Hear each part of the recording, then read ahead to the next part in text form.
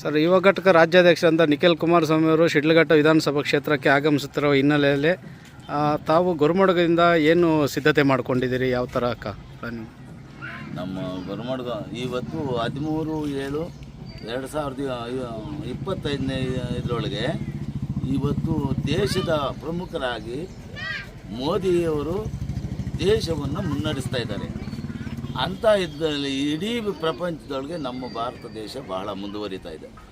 ಅಂಥ ಪರಿಸ್ಥಿತಿಯೊಳಗೆ ಕೆಲವೇ ಜನಗಳಾದಂಥ ಕಾಂಗ್ರೆಸ್ ಪಕ್ಷದವರು ಮತ್ತು ಕೆಲವು ಜನರು ನಮ್ಮ ದೇಶವನ್ನು ಮುಂದೆ ಹೋಗಲು ಬಿಡದೆ ಕರ್ನಾಟಕವನ್ನು ಬಹಳವಾಗಿ ಹೀನಾಯವಾಗಿ ಹಿಂದಕ್ಕೆ ತಳ್ತಾ ಇರೋ ರಾಜಕಾರಣಿಗಳಾಗಿಬಿಟ್ಟಿದ್ದಾರೆ.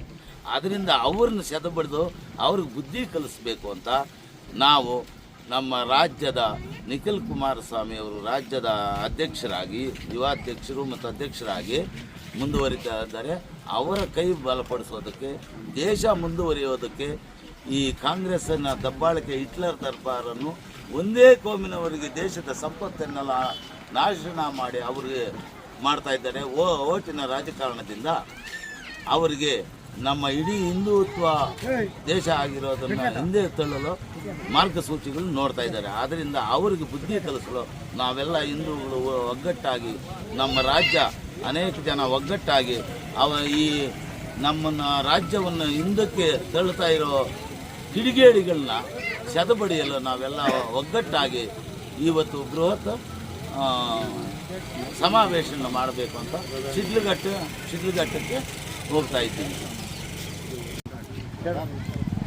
ಸರ್, ಈಗ ಜನರೊಂದಿಗೆ ಜನತಾ ಅಂತೇಳಿ 26 ಜಿಲ್ಲೆಗಳಲ್ಲಿ ಯಶಸ್ವಿ ಕಾರ್ಯಕ್ರಮ ನಡೆಸಿರ್ತಾರೆ. ಶಿಡ್ಲಘಟ್ಟಕ್ಕೆ ಇವತ್ತು ಸಮಾವೇಶದಲ್ಲಿ ಪಾಲ್ಗೊಳ್ತಾ ಇರೋದ್ರಿಂದ ತಾವು ಯಾವ ಥರ ಯೋಜನೆಗಳು ರೂಪಿಸ್ಕೊಂಡಿದ್ದೀರಿ? ಇಲ್ಲಿಂದ ಎಷ್ಟು ಬೈಕ್ ರ್ಯಾಲಿಯಿಂದ ಹೋಗ್ತಾ ಇದ್ದೀರಿ? ಎಲ್ಲರಿಗೂ ನಮಸ್ಕಾರ.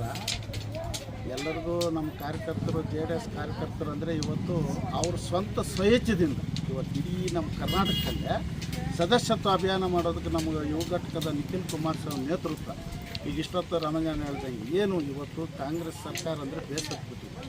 ಅದರಿಂದ ಇವತ್ತು ನಮ್ಮ ಗ್ರಾಮದಿಂದನೇ ನಾವು ಒಂದು 40ರಿಂದ 50 ಗಾಡಿಗಳು ಮಾತಾಡಿ ನಮ್ಮ ಕಾರ್ಯಕರ್ತರನ್ನ ಎಲ್ಲರಿಗೂ ಉದ್ಯಮಿಸಿ ಇವತ್ತು ಏನು ಈ ಕಾಂಗ್ರೆಸ್ ಗ್ಯಾರಂಟಿಗಳನ್ನು ಕೊಟ್ಟು ಬೇಸತ್ತು ನಮ್ಮಿಂದನೇ ಸುಲಿಗೆ ಮಾಡಿ ಇವತ್ತು ನಾವು ಈ ಶಿಡ್ಲಘಟ್ಟದಿಂದ ಉದಾಹರಣೆಗೆ ಹೋಗ್ಬೇಕಾದ್ರೆ 30 ರೂಪಾಯಿ ಇದ್ದಿದ್ದು ಟಿಕೆಟು 85 ರೂಪಾಯಿ ಆಗಿದೆ.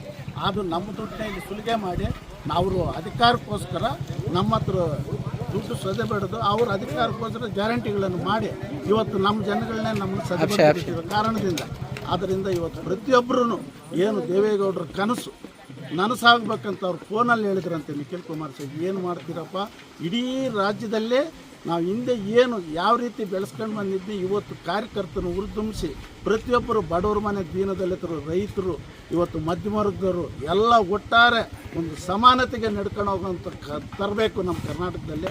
ಅದು ನೀವು ಉರ್ದುಂಬಿಸಿದೆ ನಮ್ಮ ಇಡೀ ರಾಜ್ಯದಲ್ಲಿ ನಮ್ಮ ದೇಶ ಜನತೆಗೆ ನೆಮ್ಮದಿ ಸಿಗ್ತದೆ. ಇಲ್ಲಿ ಏನು ಸದಸ್ಯತ್ವ ಅಭಿಯಾನ ಮಾಡಿರೋ ಕಾರಣ ಅಂದರೆ ಸದಸ್ಯತ್ವ ಯಾವಾಗ ಮಾಡ್ತೀವೋ ಇವತ್ತು ಕುಮಾರಣ್ಣವರು ಏನು ನೇತೃತ್ವ ತಂದಿದ್ದಾರೆ ಅದು 2028ಕ್ಕೆ ಇಲ್ಲಿ ಈ ರಾಜ್ಯದ ಕುಮಾರಣ್ಣವ್ರು ಮುಖ್ಯಮಂತ್ರಿ ಆಗಬೇಕು, ಭಾರತದಲ್ಲಿ ಪ್ರಧಾನಿ ಮೋದಿಯವರು ಆಗಬೇಕಂತ ಕೈ ಬಲಪಡಿಸ್ತಾ ಇದ್ದಾರೆ.